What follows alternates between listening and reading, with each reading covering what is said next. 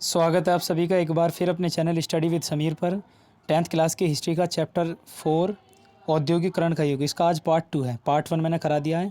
अगर आपको पार्ट 1 देखना है तो जाकर मेरे चैनल पर जाकर देख लीजिए। पार्ट 1 वहाँ कंप्लीट हो गया है। आज पार्ट सेकंड है और इसी सेकंड पार्ट में पूरा चैप्टर करा दिया जाएगा। ठीक है, तो चलिए शुरू करते हैं अपना पार्ट सेकंड। इसमें है औद्योगिक विकास का अनूठापन। देखो, पीछे तक की हमने कहानी पढ़ ली थी कि कैसे भारत में औद्योगिकरण आया, कैसे बुनकरों की स्थिति बदली, ईस्ट इंडिया कंपनी ने कैसे एकाधिकार जमाया और बुनकरों की हालत ख़राब कर दी। ठीक है, कैसे मैनचेस्टर, भारत का मैनचेस्टर में आना, ठीक है, यानी कि भारत में मैनचेस्टर का आना, मैनचेस्टर से कपड़े बन बनकर आए और कैसे भारत की स्थिति चेंज हो गई। मैनचेस्टर से सस्ते कपड़े आते थे और वो भारत के बाज़ारों में फैलने लगे और भारत के बाज़ार और बड़े हो गए औपनिवेशीकरण की वजह से, यानी कि अंग्रेज़ों की ज़्यादा चलने लगी बाज़ारों में और भारतीय कपड़े जो बनते थे उनकी डिमांड कम हो गई। अब पढ़ते हैं औद्योगिक विकास का अनूठापन। देखो, भारत में औद्योगिक उत्पादन पर वर्चस्व रखने वाली यूरोपीय प्रबंधकीय एजेंसियों की खुद खास तरह की उत्पादों में ही दिलचस्पी थी। कुछ खास तरह के मतलब अंग्रेज़ों की जो है, यूरोपीय जो अंग्रेज़ थे उनकी कुछ खास चीज़ों में दिलचस्पी थी। इनमें से ज़्यादातर ऐसे उत्पाद थे जिनकी भारत में बिक्री के लिए नहीं बल्कि मुख्य रूप से निर्यात के लिए आवश्यकता थी। तो कुछ चीज़ें ऐसी थी जिसमें बस रुचि दिखाते थे यूरोपीय लोग। भारत आने वाले ब्रिटिश मालों में धागा बहुत अच्छा नहीं था और इसलिए भारत के शुरुआती सूती मिलों में कपड़े की बजाय मोटे सूती धागे ही बनाए जाते थे। क्या, भारत आने वाले ब्रिटिश मालों में धागा अच्छा नहीं था तो इसलिए भारत के अंदर धागे अच्छे बनाए जाते थे। इसलिए भारत के शुरुआती मिलों में कपड़े की बजाय मोटे सूती धागे ही बनाए जाते थे। 1906 के बाद चीन भेजे जाने वाले भारतीय धागे के निर्यात में भी कमी आने लगी थी। कैसे भारत के उद्योगपति धागे की बजाय कपड़ा बनाने लगे। पहले हम धागा बनाया करते थे, हमारे मतलब जो उद्योगपति होते हैं, फिर उन्होंने धागे की बजाय कपड़ा बनाने लगे। अब धागे की बजाय कपड़ा बनाने लगे, आगे स्थिति देखना क्या हो जाएगी। 1900 से लेकर 1912 के भारत में सूती कपड़े का उत्पादन दूना हो गया। युद्ध ने एक बिल्कुल नई स्थिति पैदा कर दी थी और आप जानते हो उस टाइम युद्ध भी था। युद्ध लंबा खिस्सा तो भारतीय कारखानों में भी फौज के लिए जूट की बोरियां, फौजियों के लिए वर्दी के कपड़े, टेंट और चमड़े के जूते, घोड़े में खच्चर की जीन तथा बहुत सारे अन्य सामान बनने लगे। ये सारे सामान जो बने ना, वो प्रथम वर्ल्ड वॉर, आपने सुना पहला विश्व युद्ध हुआ था, उसमें सेनाओं के लिए बना था। सेना में जो सैनिक है ना, उनके लिए, उनकी ज़रूरतों के लिए बहुत सारे नए मजदूरों को काम पर रखा गया। युद्ध के दौरान औद्योगिक उत्पादन तेज़ी से बढ़ा और युद्ध के बाद भारतीय बाजार में मैनचेस्टर को पहले वाली हैसियत कभी हासिल नहीं हो पाई। अब युद्ध के बाद क्या हुआ, और औद्योगिक उत्पादन तेज़ी से बढ़ा तो युद्ध के बाद भारतीय बाजार में पहले मैनचेस्टर का दबदबा था, वो अब धीरे धीरे खत्म होने लगा। अब आता है लघु उद्योगों की बहुतायत। लघु उद्योग आप जानते हो, छोटे लेवल के उद्योग जो छोटे स्तर पर करे जाते हैं उनको लघु उद्योग कहते हैं। हालांकि युद्ध के बाद फैक्ट्री उद्योगों में लगातार इजाफा हुआ, फैक्ट्री बढ़ने लगी। युद्ध के बाद अर्थव्यवस्था में विशाल उद्योगों का हिस्सा बहुत छोटा था, अर्थव्यवस्था में लेकिन विशाल उद्योगों का हिस्सा बहुत छोटा था, यानी कि बड़े बड़े जो उद्योग हैं उनका अर्थव्यवस्था में हिस्सा बहुत कम था, बल्कि छोटे छोटे जो उत्पादन है या उद्योग है ना, उनका हिस्सा ज़्यादा था। बाकी पूरे देश में छोटे स्तर के उत्पादन ही का दबदबा रहा और मजदूर गली मोहल्ले में स्थित छोटी छोटी वर्कशॉप और घरेलू इकाइयों में काम करते थे। कुछ मामले में तो 20वीं सदी के दौरान हाथ से होने वाले उत्पादन में इजाफा हुआ था।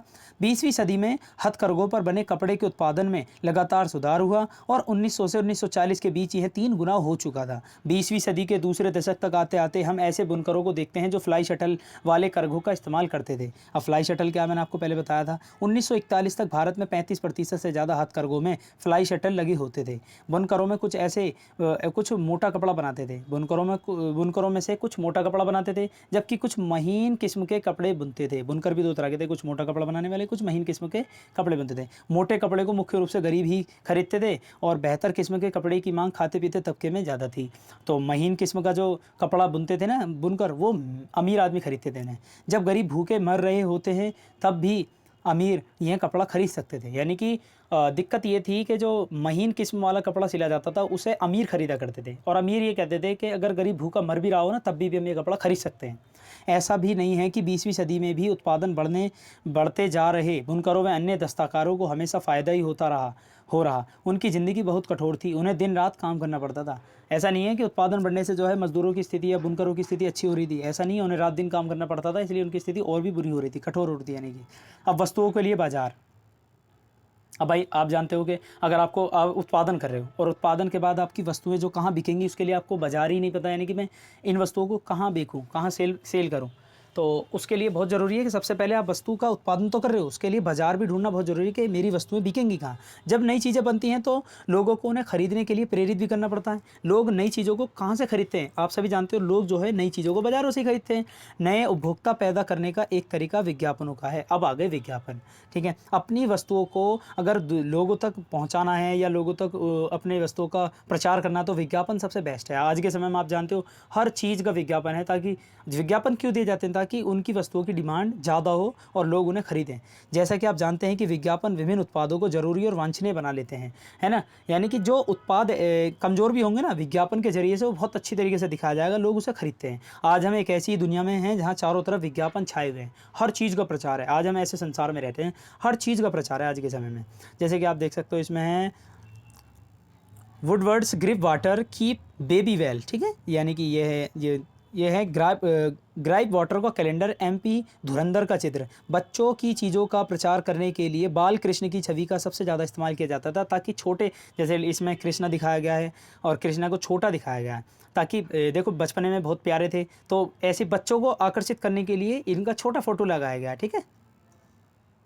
आगे आता है अखबारों, पत्रिकाओं और होर्डिंग्स, दीवारों, टेलीविज़न के पर्दे पर सब जगह विज्ञापन छाए हुए हैं। औद्योगिकरण की शुरुआत से ही विज्ञापनों ने विभिन्न उत्पादों के बाजार को फैलाने में और एक नई उपभोक्ता संस्कृति रचने में अपनी भूमिका निभाई है। देखो, सामान को दुनिया के एक कोने से दूसरे कोने तक पहुंचाने में विज्ञापनों का बहुत महत्वपूर्ण स्थान है। जब से इस दुनिया में औद्योगिक क्रांति आई है, यानी कि टेक्नोलॉजी आई है, तब से ही विज्ञापनों की शुरुआत हो चुकी है।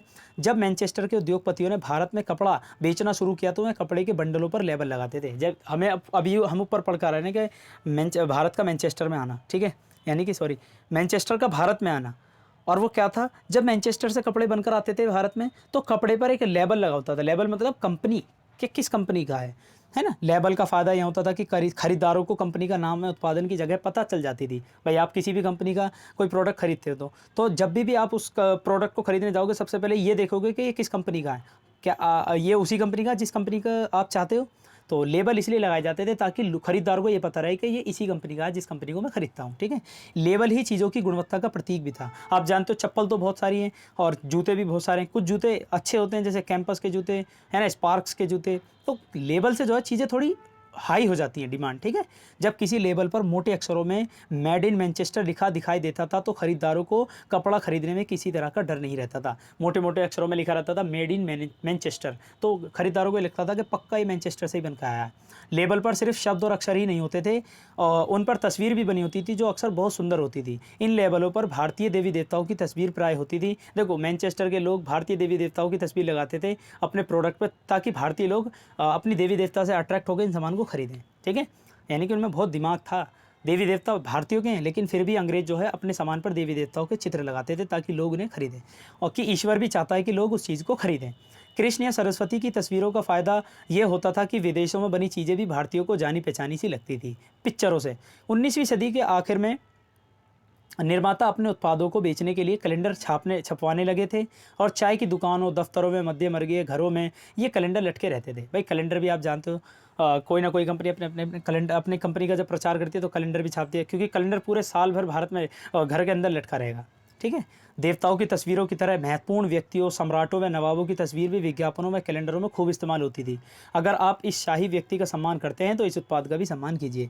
यानी कि जो महान व्यक्तियों के जो प्रोडक्ट पे फ़ोटो छपे होते थे ना, उसका मतलब ये था कि अगर आप इस शाही व्यक्ति का सम्मान करते हो, तो आप इस सामान का भी सम्मान करोगे, ठीक है। उसकी गुणवत्ता पर सवाल खड़ा नहीं किया जा सकता। जब भारतीय निर्माताओं ने विज्ञापन बनाए, तो उनमें राष्ट्रवादी संदेश साफ दिखाई देता था। इसका यह आशय यह था कि अगर आप राष्ट्र की परवाह करते हैं, तो उन चीज़ों को खरीदिए जिन्हें भारतीयों ने बनाया है। तो भारतीय जो है भारत की चीज़ों पर राष्ट्रीयता से रिलेटेड कुछ ऐसी चीज़ें छापते थे, चित्र ऐसे छापते थे कि अगर आप अपने देश का सम्मान करते हैं, अगर आप अपने देश से प्यार करते हैं, तो देश में बनी चीज़ों को खरीदो, ठीक है। जैसे कि सनलाइट आप देख सकते हो, इसमें देवी देवताओं के चित्र हैं, ठीक है। सोप, ये साबुन का प्रचार है, ठीक है। तो बस ये आखिरी था। इसी के साथ हमारी ये वीडियो आज एंड हो जाती है। यहाँ भगवान विष्णु आसमान से रोशनी लाते हुए दिखाई गए हैं, ठीक है। फिलहाल देखो, विज्ञापनों का बहुत महत्व है औद्योगिक क्रांति में, ठीक है। आप सभी जानते हो, विज्ञापन से कोई भी वस्तु अगर कम गुणवत्ता वाली भी है ना, तो विज्ञापन से उसकी गुणवत्ता ऑटोमेटिकली बदल जाती है, लोग उसको फिर खरीदना चाहते हैं, ठीक है। तो आज के लिए बस इतना ही। औद्योगिकरण से पूरी दुनिया बदल गई है, हम सभी जानते हैं। आज के समय में आप सभी जानते हो, आज के समय में हर चीज़ टेक्नोलॉजी पर निर्भर है, सारे काम टेक्नोलॉजी पर निर्भर हैं, ठीक है। और इसी के साथ आज हमारा ये सेकंड पार्ट वीडियो का पूरा हो चुका है, और इसी के साथ ये चैप्टर भी पूरा हो गया है। अगली वीडियो जो होगी 5वें चैप्टर की लाऊंगा। अगर आपको वीडियो पसंद आई तो वीडियो को लाइक करें, चैनल को सब्सक्राइब करें, और ऐसी लेटेस्ट वीडियो पाने के लिए कमेंट्स भी करें। Thanks for all.